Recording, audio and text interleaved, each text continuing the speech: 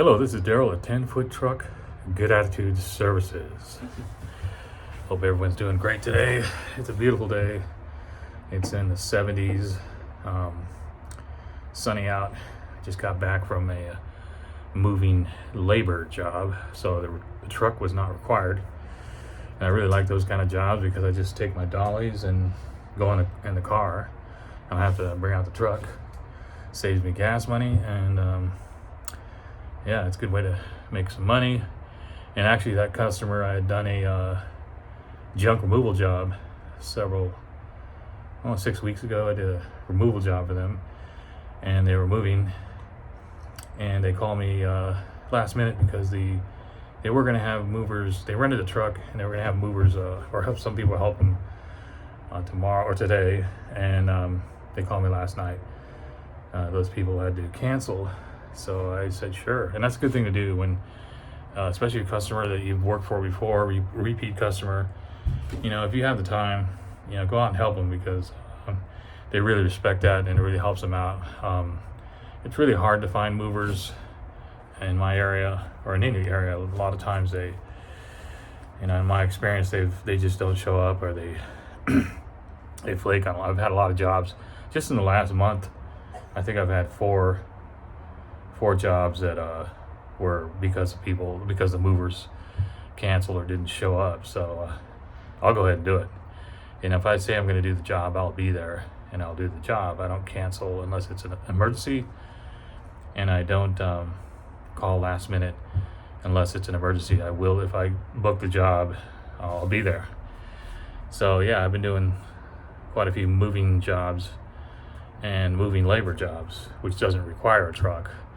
I've done a lot of those in the past, and those are good jobs to have, especially if you're a person that doesn't have the money to buy a truck. And trucks are really expensive these days.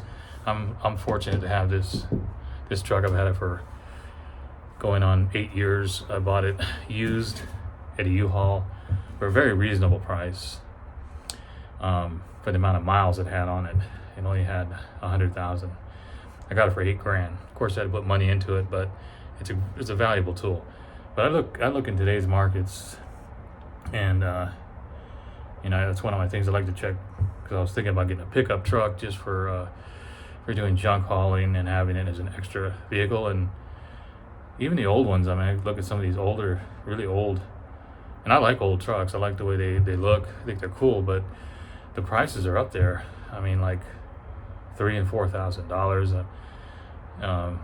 It's ridiculous. I understand they're some of those are classic vehicles, I guess, so that's why. But also, pretty much across the board, most vehicles are expensive right now, and I don't know when they're going to go down. But so I kind of wait until they come back down a little lower. So if I'm looking for an old beater truck, something for removals, or an old beater van, I don't want to spend $4,000 or $5,000. I just want to put out a couple $1,000 or maybe $1,500 just for something that can run around once in a while.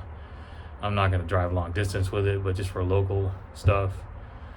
But like this thing here, it's lasted a long time. I take care of it, but it's probably hard to find these now. In fact, I did the job for a customer. He was a contractor, and when he saw my truck, he's like, "Yeah, man, I've been looking for one of those for years. I can't find them. As soon as you find one, they're bought out and they're gone." So yeah, so sometimes it's hard to get a truck. It's expensive. If you can't come up with $4,000 or $5,000 cash, and you don't want to finance a truck, sometimes it's good just to do, moving labor. It's not as much money, but it's good money. It pays well, and all you really need is like I have just those see those dollies right there, the two dollies. I have the refrigerator dolly and the box dolly, and I also have another dolly in storage, and just some blankets and then tools and toolbox and things, various tools I need, and inside the truck. So you can just put those in your car.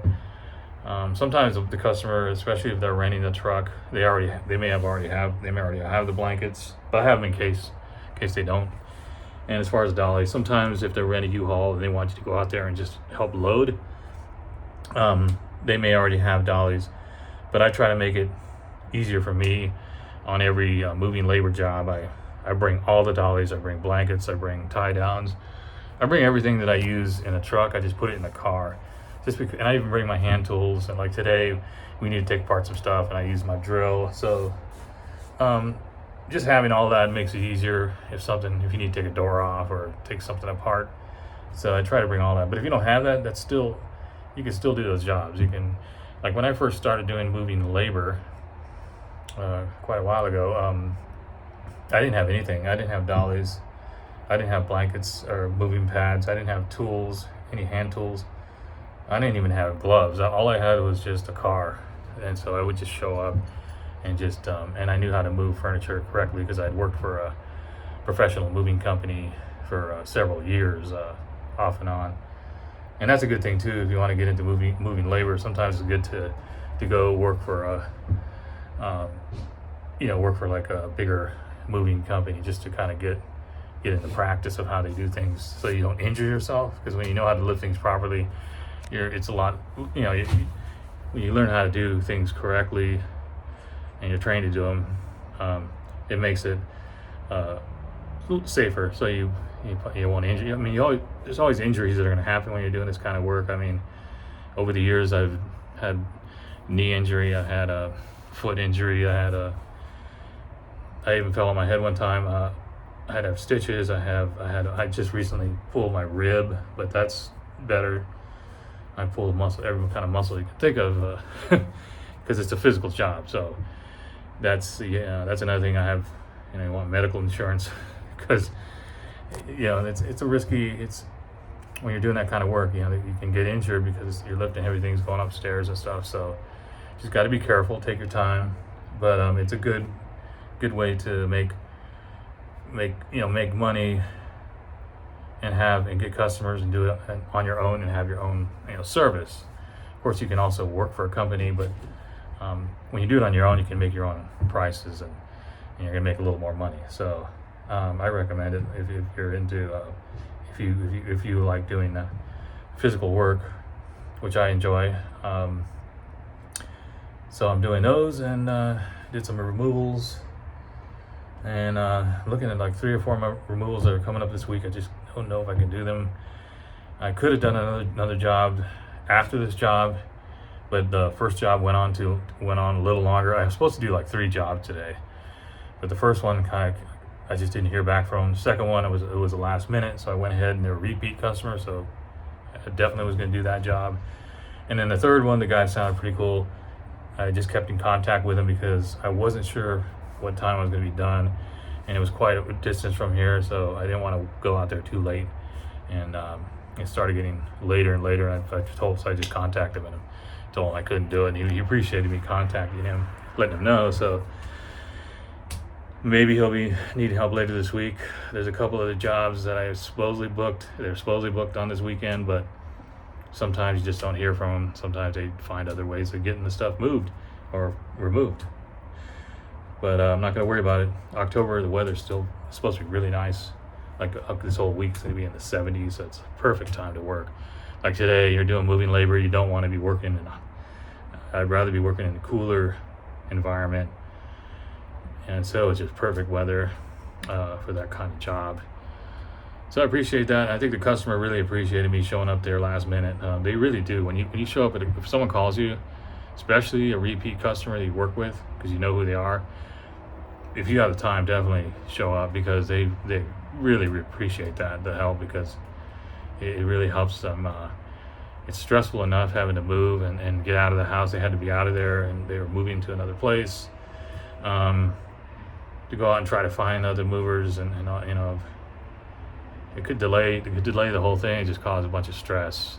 People are working regular jobs, they have their own career, they don't have time to be doing that. So I always try to put the extra mile in, do the extra work, and be nice about it, and show up on time, or as close to the time I could show up and complete the job, and they'll call back, or they'll refer. I mean, this would be the second referral this week, or that was a repeat, and I had a referral from another customer for a job. So those are very important. So when you really go above and beyond, and and make things happen and to help them out. It goes a long way. It can go. I've had customers where I would do that, last minute calls, last minute, I'd show up at jobs. I would, was always there for them when they needed me to do work. And some customers I had for years. Of course, I moved out of the area, but because they kept calling me because they could trust me to show up. I mean, a lot of people just don't show up, and that goes across the board for not just movers, junk removal. We're talking plumbers, electricians, painters, tradesmen, handymen. A lot of those people, they just they cherry pick jobs, and sometimes they just don't show up. They don't call, and I don't think that's a good thing to do if you're trying to run a business or a service.